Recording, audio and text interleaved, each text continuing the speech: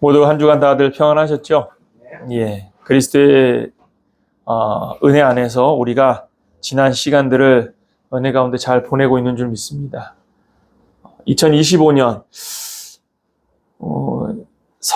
그러니까 99년을 보내고 2000년대를 맞이할 때 그 떠들썩하던 시대가 가끔 생각이 납니다.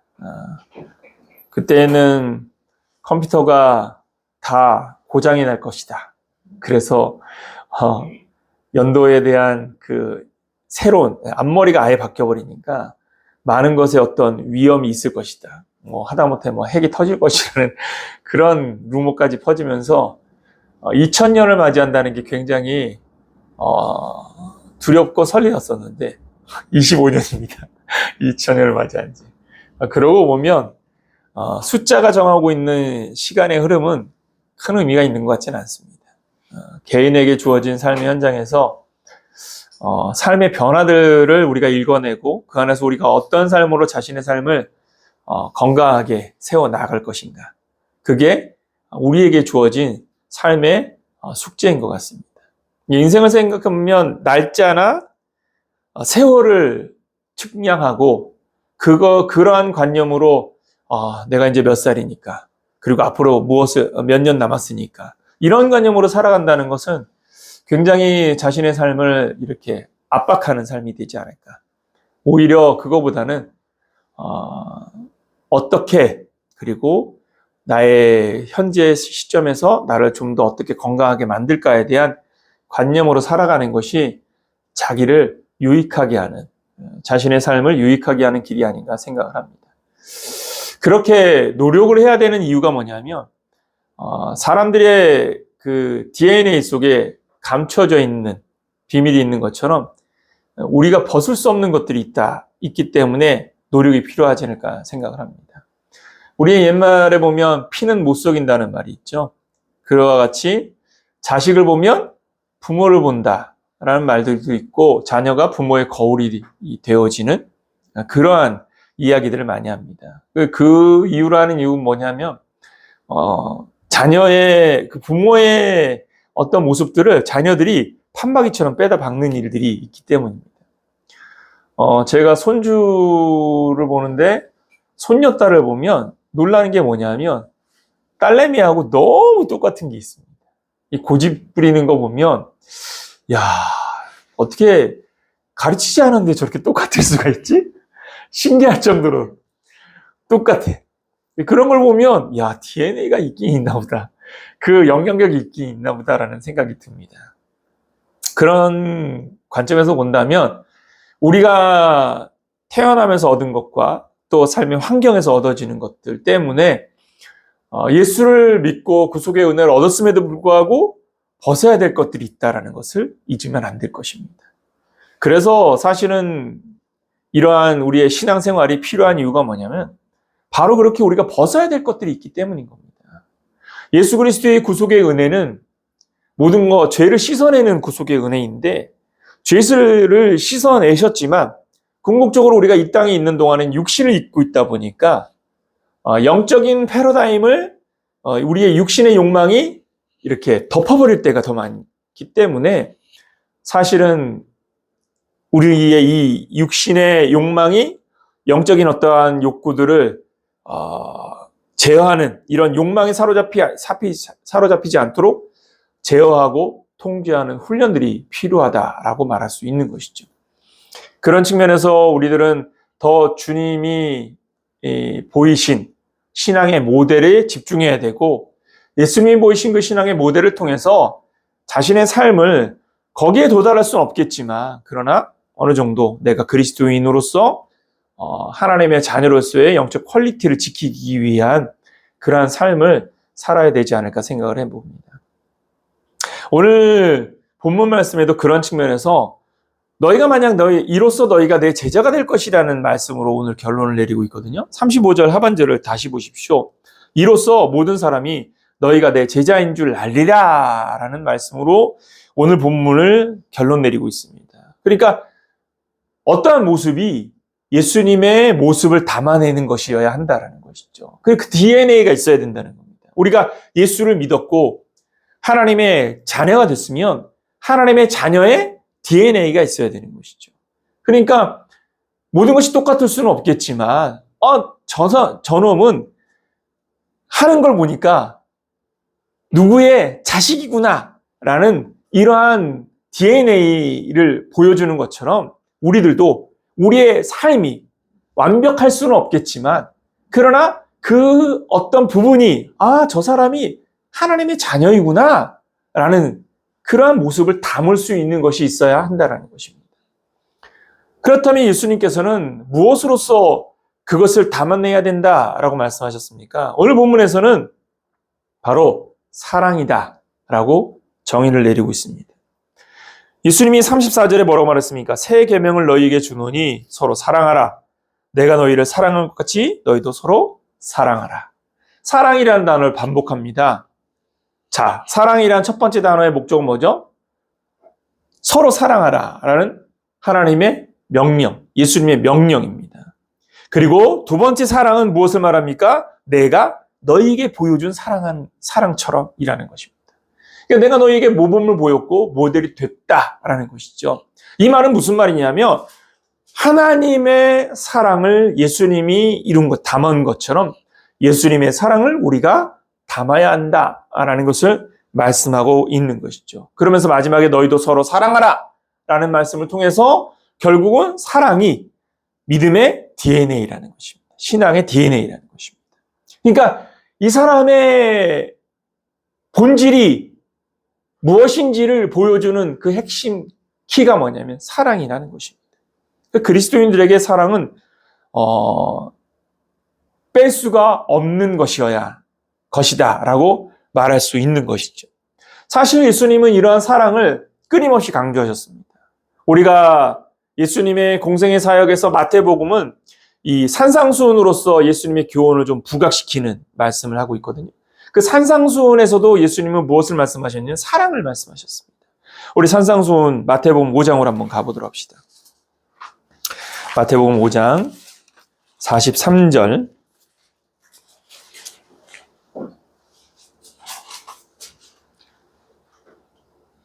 43절부터 46절까지 한번 우리 차근히 말씀의 의미를 생각하면서 읽어보도록 합시다. 같이 읽습니다. 시작. 또 내 이웃을 사랑하고 내 원수를 미워하라 하였다는 것을 너희가 들었으나 나는 너희에게 이르노니 너희 원수를 사랑하며 너희를 박해하는 자들을 위하여 기도하라. 이같이 한즉 하늘에 계신 너희 아버지의 아들이 되리니 이는 하나님이 그 해를 악인과 선인에게 비추시며 비를 의로운 자와 불의한 자에게 내려주심이라. 너희가 너희를 사랑하는 자를 사랑하면 무슨 상이 있으리요? 세리도 이같이 아니하느냐. 자, 무엇을 말씀하고 있습니까? 첫째, 사랑하는 것. 이 사랑이 무엇을 말하느냐면 원수까지도 사랑하는 것이 되어야 된다라고 말씀하십니다. 그리고 이 사랑이 결국은 그가 누구인지를 말한다고요? 45절에 보면 하나님의 아들이다라는 사실을 확정짓는 것이죠. 그러니까 아들이다라는 의미는 무엇이냐면 그가 하나님의 사랑을 가진 자이다라는 의미로 해석할 수가 있는 것이죠. 결국은 하나님의 자녀의 DNA의 핵심은 뭐냐면 사랑이라는 것입니다. 그러다 보니까 우리가 사랑이라는 이 본류를 고민하지 않을 수 없는 것이죠. 그렇다면 어떻게 사랑해야 됩니까? 오늘 마태복음에서 정의하고 있는 것처럼 원수까지도 사랑하는 사랑이어야 한다라는 것입니다. 원수를 사랑해야 되는 이유는 무엇입니까? 원수를 사랑하는 이유는 무엇입니까? 첫째, 그렇지 않는다면 우리에게 사랑으로서 얻을 수 있는 보상이 없다라는 것이죠. 그러니까 생각해 보십시오. 사랑하는 사람을 사랑하는 것에는 대가를 찾을 수가 없습니다. 그런데 나를 미워하는 사람을 사랑하면 대가를 찾을 수가 있다는 것이죠. 누가 그것을 보상해 주시겠다는 겁니까? 하나님이 보상해 주시겠다는 것이죠.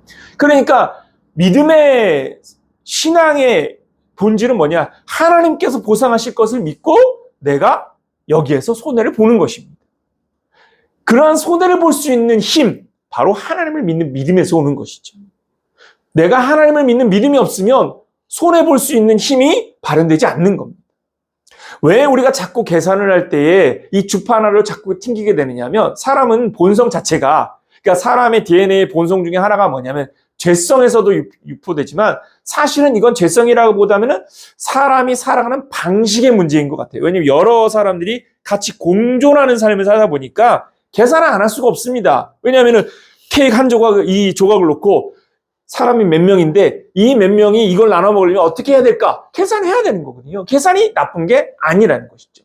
근데 문제는 무엇입니까? 거기에 욕심이 들어가면 내 조각을 조금이라도 더 늘릴 생각을 하면 뭐가 되는 겁니까? 이게 죄가 되는 것입니다. 계산 자체가 잘못이 아니거든요. 그렇다면 계산을 어떻게 쓸 것이냐의 문제인 겁니다. 계산을 하되 어떻게 계산하라는 겁니까? 내가 이 땅에 살아가면서 여기에서 모든 대가를 다 받겠다라는 생각으로 살지 말고 네가 최소한 하나님의 자녀이면 하나님께로부터 보상받을 믿음으로 살라라는 것입니다. 굉장히 중요한 부분입니다. 하나님께로부터 보상받을 믿음이 없으면 내가 가지고 있는 지금의 것을 누군가에게 나눠줄 수 있을까요? 없을까요? 여러분, 힘듭니다. 누군가에게 나눠줄 때 우리의 목적은 이것이 아웃풋이 되면, 그러니까 인풋이 되면 아웃풋이 돼야 되는 것처럼 내가 얼마만큼 투자를 하면 얼마만큼 돌아와야 된다는 보상적 개념들이 우리 안에 있기 때문에 교회를 다니면서도 그렇거든요. 내가 교회에서 이만큼 헌신했으면 이만큼은 내게 어떤 보상이 와야 된다는 생각들을 하거든요. 이게 인간적인 모습이에요. 그런데 이런 인간적인 모습을 뛰어넘는 DNA는 뭐냐면 우리의 이 숫자적 개념을 없애는 것이 아니라 바꾸는 것입니다. 어떻게 바꾸느냐면 하나님께 보상을 받겠다는 믿음으로 사는 것입니다. 누구에게 보상을 받겠다는 믿음으로? 하나님께 보상받겠다는 믿음으로 사는 것입니다. 우리가 이 땅 위에 살아가면서 우리가 가진 것들에 대한 어떠한 것들에 대한 주장, 이 욕망과 주장 때문에 우리는 하나님의 전에 서면서도 자꾸 계산을 할 수밖에 없어요. 내가 생활비에서 어느 부분을 헌금으로 드려야 되는 건데 그 헌금으로 드린 게 생각해보면 하나님이 돈을 받으시는 분이 아닌데 내가 굳이 이렇게까지 내가 배를 골무면서 헌금을 해야 돼? 여러분, 나쁜 말입니까? 아니, 틀린 말입니까? 이게 어떻게 보면 틀린 말이 아니거든요. 맞는 말이야. 합리적인 생각을 가진 사람의 관점에서 보면 맞지. 하나님이 너한테 돈 달라고 하지 않는데 하나님께서 돈을 받으시는 분도 아닌데 그 돈을 네가 배를 골무면서까지 해야 돼? 맞는 말이죠. 그런데 틀린 말일 수 있는 이유는 뭡니까? 보상을 이 땅에 살아가는 모든 삶에서 계산, 플러스 마이너스라는 계산으로만 계산의 논리로만 생각하면 그 말이 맞는 말이겠죠. 그러나 사랑의 원리. 여러분, 하나님을 사랑한다고 말했습니다. 하나님을 사랑한다고 말하는데 우리는 지금 정작 무엇을 더 소중하게 여겨요? 재물을 더 소중하게 여겨요. 자, 이게 지금 무엇으로 연결되느냐면 재물에 대한 논리로 연결되어질 수 있다는 것입니다. 생각해 보십시오. 하나님을 사랑하면서 둘을 섬길 수 없지 않습니까? 여러분 6장 24절을 보십시오. 마태복음 6장 24절. 이제 산상수훈의 연장선상에 있는 건데 6장 24절을 보십시오. 같이 한번 읽어볼까요? 시작. 한 사람이 두 주인을 섬기지 못할 것이니 혹 이를 미워하고 저를 사랑하거나 혹 이를 중히 여기고 저를 경히 여김이라. 너희가 하나님과 재물을 겸하여 섬기지 못하니. 여러분 여기에 저는 이 단어를 섬기다라는 단어를 사랑이라는 단어로 바꿔봤으면 좋겠습니다. 생각해 보십시오. 하나님과 재물을 겸하여 사랑할 수 없다라는 겁니다. 제가 왜 이 얘기를 하냐면 자 돌아와서 결국 생각해 보십시오. 우리가 하나님을 믿는 믿음이 그 믿음이 하나님을 온전하게 믿는 믿음이 하나님의 자녀로서의 영적 퀄리티로 내 안에 자리 잡는다면 그렇다면 하나님의 나라에 돌아가서 얻을 상급에 대한 꿈을 꾸고 그 하나님을 만나서 하나님으로부터 얻을 것에 대한 소망이 우리 안에 있어야 되는 것입니다. 그렇다면 그 소망을 가지려고 한다면 결국은 어디에서 우리가 그 소망의 씨앗을 심으려고 하겠습니까? 우리가 이 땅에 살아있는 동안에 그 희망을 심으려고 하겠죠.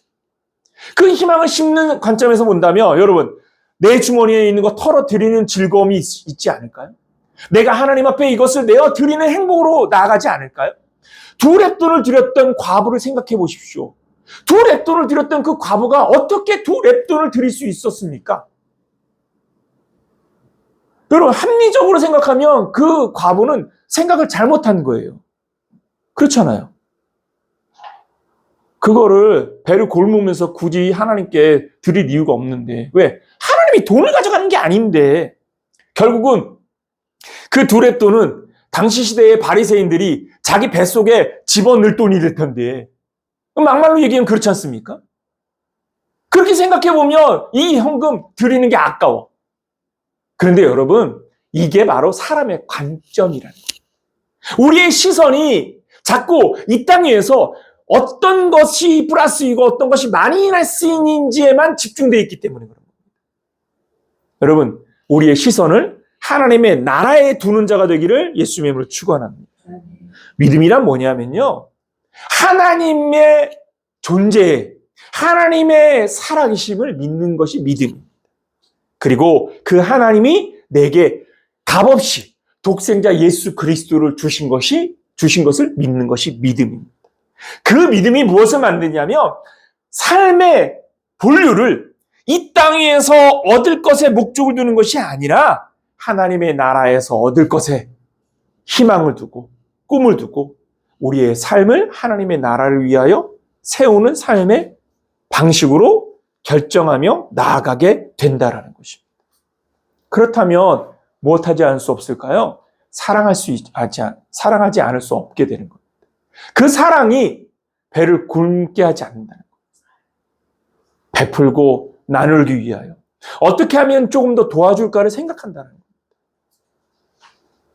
저희 집이 이제 이사를 하게 됐는데, 이사를 하면서 원룸에서 살다가 빌라이지만 20평이 좀 넘는 빌라에 딱 가니까 궁전이에요. 가서 굴러도 돼. 거실이 얼마나 길쭉하고 넓은지. 제가 옛날에 대구에 내려갔을 때도 똑같은 감정이었거든요. 대구에 내려갔을 때는 이제 부목사로 내려갔는데, 목사님이 그래도 서울에 있는 사역하는 사람이 지방에 내려온다고 집을 해주셨어요. 그때 제가 부교육자로 있으면서 제일 잘 살 때야. 왜냐면 대구에서는 집을 해줬으니까. 집에 딱 들어갔는데 처음에 이제 이사 가기 전에 준비한다고 그때 아파트를 해주셨거든요. 아파트에 딱 갔는데, 와, 저희 집사람하고 둘이서 방에 누워가지고 굴렀어요. 너무 넓다. 이러면서. 그때가 지금 생각이 나더라고요. 근데 생각해 보십시오. 이거를 누가 해준 겁니까? 제가 말씀드렸잖아요. 아니, 어떻게 그럴 수가 있는 거죠? 목회자의 사역을 생각하고 그 목회자의 안정적인 사역을 생각하면서 어떻게 하면 그 환경을 만들어줄까를 생각하고, 그래서 자기가 빚을 내서 돈을 투자해서 집을 사가지고, 목사님 여기에 그럼 몇 년이라도 편안하게 사십시오. 여러분, 우리가 플러스 마이너스 계산으로 생각하면 이건 바보 같은 짓 아닙니까? 그런데 왜 그렇게 할 수가 있는 겁니까? 사랑이기 때문입니다. 사랑이 뭘 말하느냐 하면 논리를 말하는 게 아닙니다. 예수님의 사랑은 논리를 말하는 게 아닙니다. 여러분, 예수님의 사랑이, 오늘 요한복음에서의 예수님이 보여주신 본은 무엇입니까? 요한복음 13장만 보아도 예수님의 사랑이 뚜렷하게 나타납니다. 무엇이죠? 자, 보십시오. 예수님께서 제자들이 발을 씻기셨습니다. 그 발을 씻기신 사람들 중에 가룟 유다는 예수님을 배반할 사람입니다. 예수님은 그 가룟 유다가 자신을 배반할 줄 알면서도 예수님은 그 가룟 유다의 발을 씻기셨습니다. 마지막 만찬 자리에서도 떡 한 조각을 그의 입술에 던져주면서 그가 자신을 버리고 떠날 것을 알면서도 떡 한 조각을 내어주셨습니다. 뭘 말하는 겁니까? 바로 이게 사랑이라는 것입니다. 자기에게 지금 칼을 디밀 사람인 줄 아는데, 자기의 생명을 빼앗을 사람인 걸 아는데, 그 사람을 위하여 자신을 내어주는 사람. 손해볼 걸 아는데, 내가 아무리 생각해봐도 이런 교회에서 내가 헌금하는 거 나한테는 별 이익이 없을 것 같은데, 나에게 돌아올 게 뭐가 있지? 뭐 적당한 선에서 교회가 그냥 유지할 정도에서 내가 그냥 교인으로서 체면 시대 정도 하는 정도만. 당연히 그렇게 생각할 수 있죠. 그런데 여러분 생각해 보십시오. 사랑이란 뭡니까? 공동체에 대한 마음이고, 공동체에 대한 마음을 가지고서 내가 어떻게 이 공동체를 이렇게 세울까? 이 공동체에서 내가 무슨 일을 할까? 여러분, 이 마음으로 일을 한다면 적은 수여도 큰 일이 이루어질 줄 믿으시기를 예수님 이름으로 축원합니다. 여러분, 일을 하는 핵심은요, 사랑인 겁니다. 계산하는 것이 아닙니다. 주판을 튕기면서 어느 정도 선에서 할까를 계속 계산하고 있으면 그 사람은 아무것도 못합니다. 아니, 아무것도 하지 않습니다. 왜? 스스로 그런 계산 안에 갇혀있기 때문입니다. 여러분, 계산기를 내려놓으십시오. 하나님을 향한 사랑으로 하나님 앞에 다가가는 자가 되기를 예수님으로 축원합니다.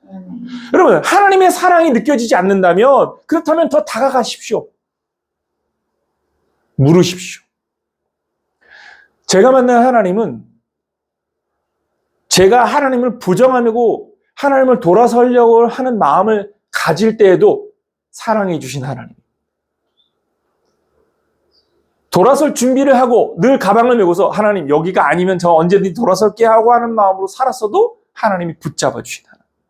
여러분, 하나님은 우리를 결코 포기하지 않으신다는 사실을 잊지 말기를 예수님으로 축원합니다. 자기의 생각을 내려놓고 하나님 앞에 어떻게 하면 더 드릴까? 어떻게 하면 더 하나님이 주신 공동체를 사랑하며 살아갈까를 생각하는 사람이 되십시오. 누가 제자입니까? 사랑하는 사람이 제자인 것입니다. 이 사랑에 대해서는 요한일서에서 이렇게 기록합니다. 요한일서 2장을 한번 보도록 합시다. 요한일서는 계시록에서 찾아오는 게 빠릅니다. 요한일서 2장.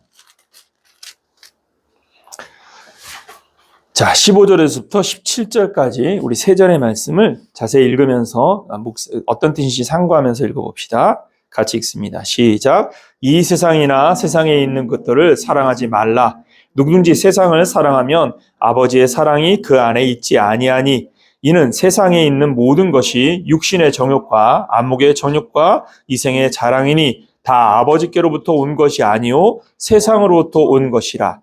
이 세상도 그 정욕도 지나가되 오직 하나님의 뜻을 행하는 자는 영원히 거하느니라. 아멘. 여러분, 이 세상이나 세상에 있는 것들을 사랑하지 말라라는 말을 정의했습니다. 이 말은 무슨 말입니까? 하나님과 재물을 겸하여 섬길 수 없다는 말의 새로운 해석인 것이죠. 여러분, 세상을 사랑하면 우리가 이 땅 위에 육신을 입고 있다 하여서 우리의 육신을 위한 삶에만 집중하면 절대 믿음의 삶을 살 수는 없습니다. 육신을 위한 삶에 집중하면 믿음의 삶을 살 수 없는 이유가 뭐냐? 여러분, 우리의 삶이라는 것이 그렇지 않습니까? 사람이 나귀를 타면 뭘 부리려고 한다고 하죠? 종을 부린다고 합니다. 이게 무슨 말을 하려고 하는 겁니까? 또 다른 예로 현대적으로 생각하면 차를 사러 갔어요. 처음에는 이제 아반떼 정도를 사려고 매장에 딱 갔는데 아반떼에서 한 1, 200만 붙이면 그랜저를 살 수 있겠네. 그랜저에서 한 1, 200 붙이면 제너시스를 살 수 있겠네. 이러면서 차를 결국은 뭘 사가지고 나와요? 제너시스를 사가지고 나온대요. 그러니까 사람의 욕망은요 끝이 없습니다. 제한이 없는 겁니다. 우리가 몸을 입고 있는 날 동안에 우리의 육신을 위한 삶으로 우리의 삶을 생각하면 우리가 포기할 수 있는 것들은 없습니다. 뭘 놓을 수 있습니까? 뭘 내려놓을 수 있습니까? 내가 생각할 때에 우리가 가지고 있는 것들, 내가 만들려고 하는 삶의 바운더리들, 내가 지키려고 하는 것들을 지켜내기 위해서 내가 놓을 수 있는 건 뭐가 있습니까? 여러분, 하나도 없습니다.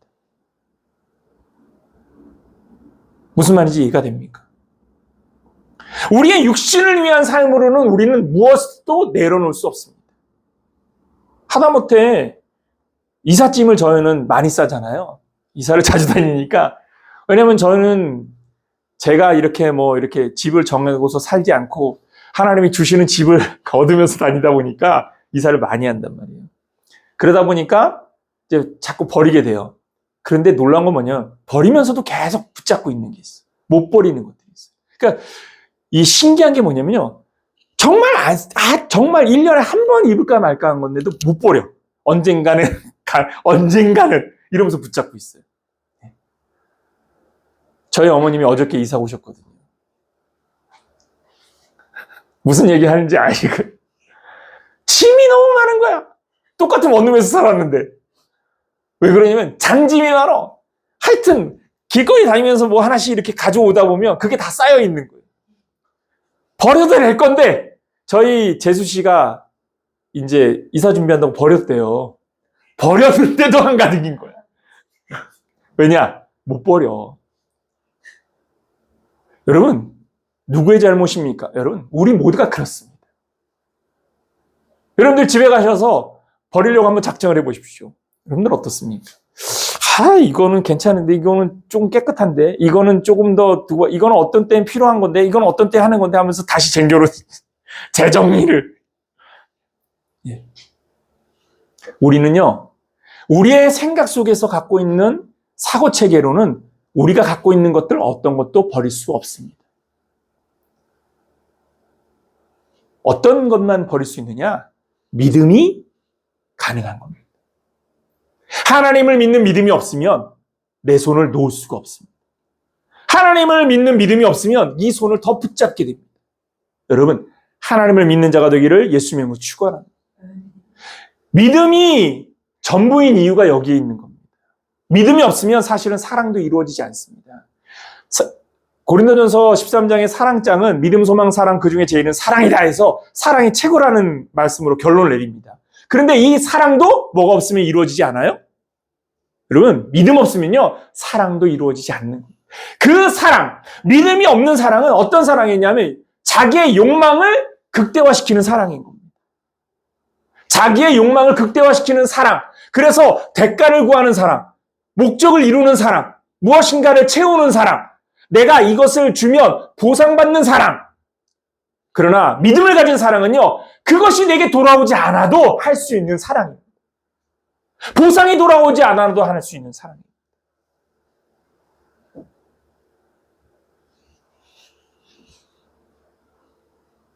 저는 이 서정숙 권사님을 되게 존경합니다.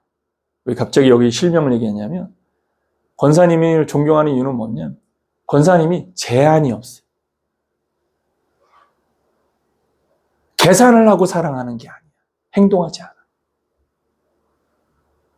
여러분, 이러한 행동이 우리의 합리적 사고로 이해가 될 수 있느냐? 사실은 어렵습니다.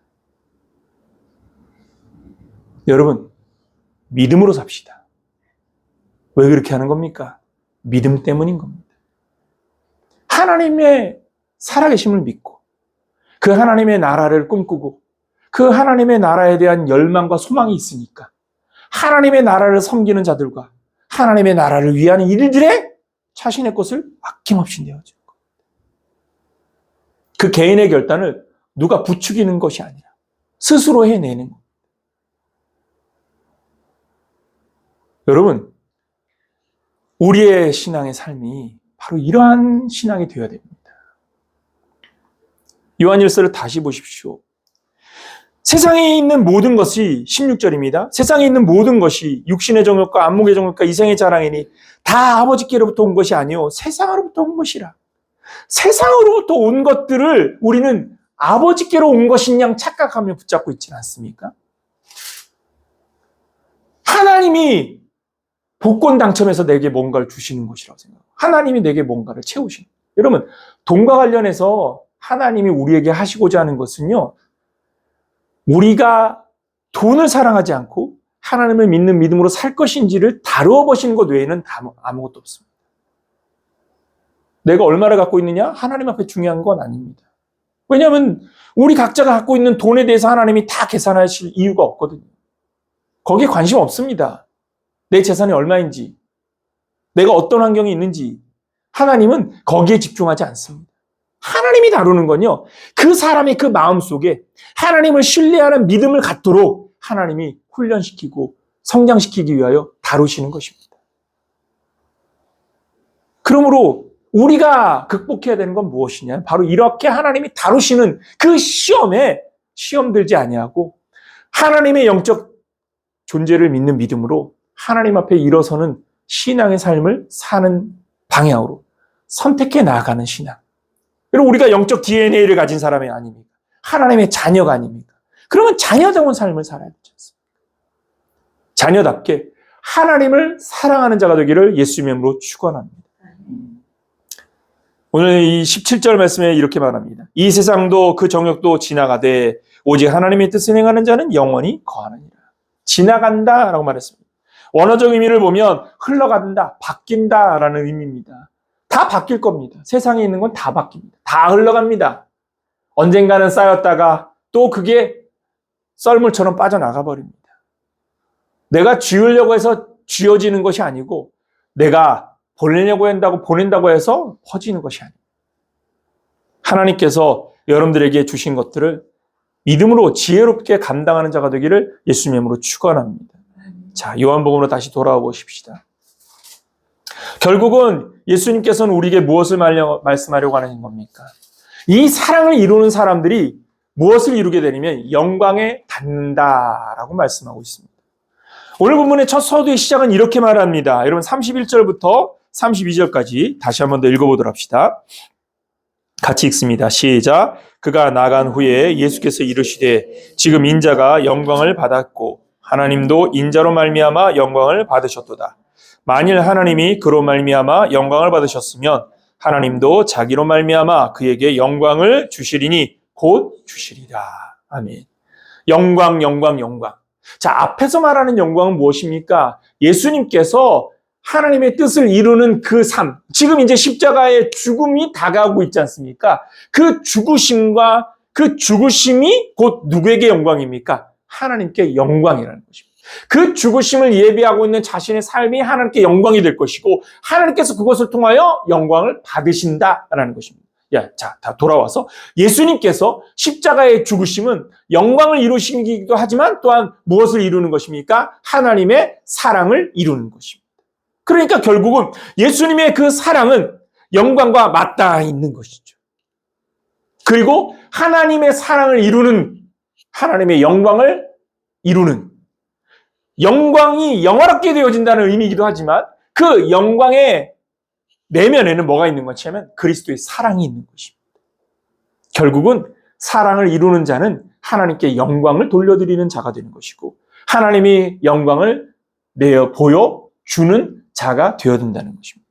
32절이 이렇게 말합니다. 만일 하나님이 그로 말미암아 영광을 받으셨으면 하나님이 영광을 받으시면 하나님도 자기로 말미암아 그에게 영광을 주시리니 곧 주시리라. 여기에 주시는 영광은 무엇입니까? 그리스도의 부활과 승천을 말하는 것이죠. 그러니까 여기에 암묵적으로 담겨져 있는 것은 예수님의 죽으심과 부활과 승천이라는 영적 구속서가 담겨져 있지만 이것을 저는 오늘 본문에 사랑이라는 단어로 연결시킨다면 예수님이 이루신 그 사랑으로 말미암아 하나님의 영광이 나타났고 그 하나님의 영광은 곧 우리를 향한 하나님의 사랑이며 그 사랑은 결국은 하나님의 사랑을 우리에게 보여주신 사랑이고 결국은 우리가 그 사랑을 이루는다면 우리 또한도 하나님의 영광을 하나님께 영광을 드리는 삶이 된다라는 것이죠. 여러분, 사랑이 곧 영광을 나타내는 것이며 하나님이 우리에게 그 영광을 부으시는 것도 사랑으로 부으실 줄 믿으시기를 예수님으로 축원합니다. 그러니까 결국은 오늘 본문에서 뭘 말하는 겁니까? 사랑하라는 것입니다. 스스로 영광은 취하는 것이 아닙니다. 사람의 영광은요, 스스로 취하면 독이 되어집니다. 사도행전 12장 말씀에 보면 헤롯에 관한 기록이 담겨져 있습니다. 이 헤롯이 벌레 먹어서 죽게 되어집니다. 벌레 먹어서 죽게 된 배경이 뭡니까? 여러분, 헤롯에 관한 사도행전 12장을 한번 잠깐 보도록 합시다. 사도행전 12장 20절로 23절까지 같이 한번 읽어볼게요. 같이 한번 읽어봅시다. 시작. 헤롯이 두로와 시돈 사람들을 대단히 노여워하니 그들의 지방이 왕국에서 나는 양식을 먹는 까닭에 한마음으로 그에게 나와 왕의 침소 맡은 신하 블라스도를 설득하여 화목하기를 청한지라. 헤롯이 낫을 택하여 왕복을 입고 단상에 앉아 백성에게 연설하니 백성들이 크게 부르되 이는 신의 소리요 사람의 소리가 아니라 하거늘 헤롯이 영광을 하나님께 돌리지 아니하므로 주의 사자가 고치니 벌레에 먹혀 죽으니라. 옛날 성경이 충이 먹어 죽었다라고 기록했거든요. 이 헤롯이 누구입니까? 교회를 박해한 자입니다. 12장 1절을 보십시오. 그때 헤롯 왕이 손을 들어 교회 중에서 몇 사람을 해하려고 하여 2절에 요한의 형제 야고보를 칼로 죽이니. 그러니까 예수님의 12 제자 중에서 첫 순교자인 이 야고보가 바로 헤롯의 손에 의하여서 죽임을 당하게 되어집니다. 이 헤롯은 어떤 사람이냐면 이 헤롯의 이름은 헤롯 아그리파 1세입니다. 이 헤롯 아그리파 1세는 예수님 탄생 당시에 유아들을 학살하였던 헤롯 대왕의 손자입니다. 근데 그 피가 그 피인 겁니다. 그러니까 예수의 탄생을 고지하였던 박사들의 말을 듣고 그 메시아, 유대인의 메시아를 죽이기 위하여서 유대의 남자들을 다 죽여버리는 학살을 자행했거든요. 그런데 그러한 그 학살을 자행했던 그 헤롯의 손자가 바로 헤롯 아그리파. 오늘 이 사도행전 12장에 나타나는 헤롯 아그리파 1세입니다. 이 사람은요, 방탕아입니다. 그 피가 똑같은 거죠, 사실은. 디베르 황제 때에는 황제에게 말을 잘못해가지고 눈에 찍혀버려가지고 그래서 그가 황제가 죽을 때까지 로마에서 죄수로 살았습니다. 그러나 디베르 황제가 죽고 나서 칼리큘라가 황제가 되면서 그가 복원이 되고 그 칼리큘라에게 잘 보여가지고 팔레스틴 북부 지방의 영토를 분할받아서 분봉왕이 되어집니다.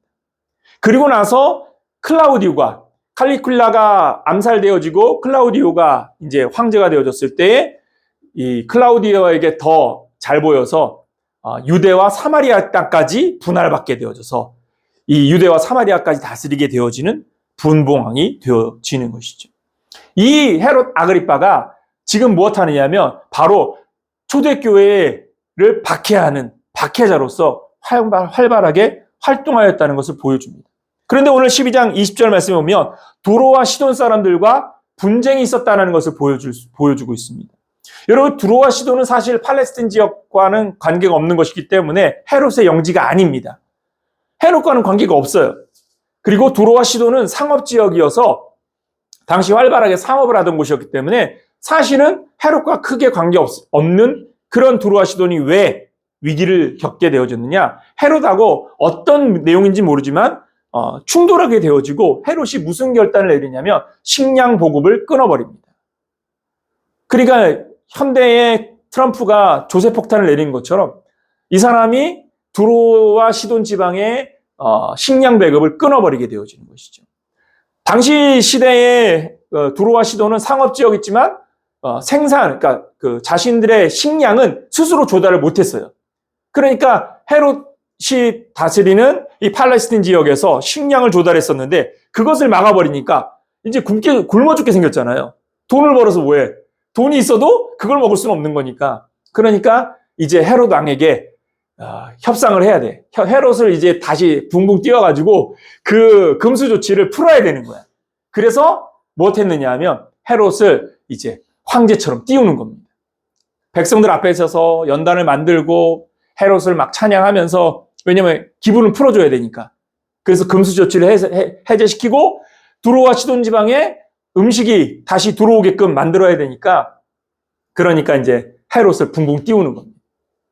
헤롯 왕은 보십시오. 자기가 왕권을 가지고 학대하고 폭정을 일삼는 사람이니까 누군가 자기에게 간질간질하면서 띄워주면 기분이 좋아지고 그게 전부인 줄 알게 되어지고 결국은 그것으로 인해서 스스로 영광을 취하는 겁니다. 아, 나는 이런 사람이야 라고 그렇게 영광을 취할 때 하나님께서 그의 생명을 끊어버리십니다.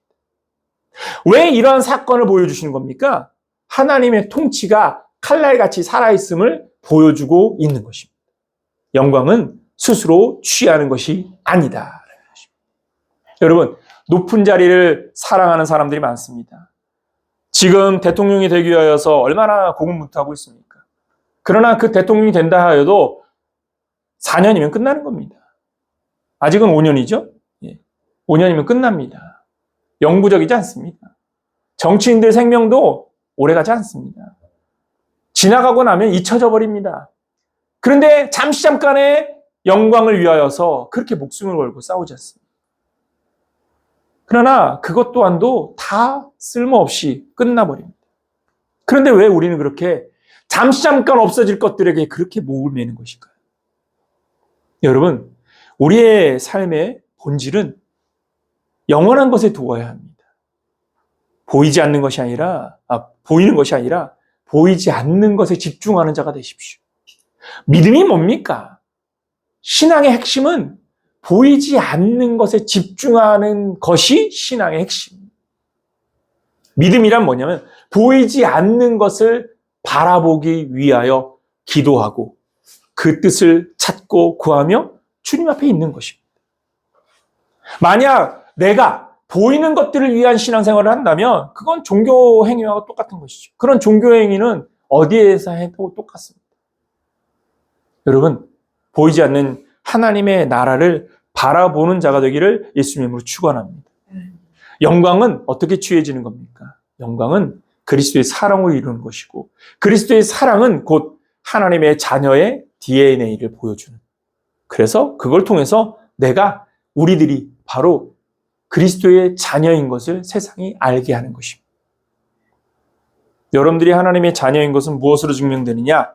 말과 논리가 아니라 사랑의 행동에서 이루어진다는 사실을 잊지 말기를 예수님으로 축원합니다. 그래서 사랑하는 자가 됩시다. 사랑이라는 게 대가를 구하지 않는 사랑, 목적을 이루기 위한 사랑이 아니라 하나님께서 보상하실 것을 믿고 하나님께 보상받겠다는 믿음으로 내 것을 내어주는 사랑, 그러한 사랑으로 살아가는 여러분들이 되기를 예수님으로 축원합니다. 참으로 놀랍게도 그러한 사람들이 우리 안에 있기 때문에 현대 시대에 여전히 도움이 필요한 자들에게 도움이 되어지고 또 힘이 필요한 자들에게 힘이 되어질 수 있는 것입니다. 만약 다 계산만 한다면 누가 온전히 도와줄 수 있겠습니까? 더웁게 하라, 차갑게 하라 하면서도 더울 걸 주지 않고 마실 거 먹을 걸 주지 않는다면 의미 없는 것 아닙니까? 그게 어떻게 믿음일 수가 있겠습니까? 믿음이라는 것은 논리에 있는 것이 아니라 뜨거운 가슴에 있는 것이고 그리고 그 뜨거운 가슴은 사랑의 행동에서 나타난다는 것입니다. 그것이 바로 그리스도인의 자녀된 본질의 모습이라는 사실을 잊지 말고 하나님의 자녀다운 그런 그리스도인이 되기를 예수님으로 축원합니다. 기도하겠습니다.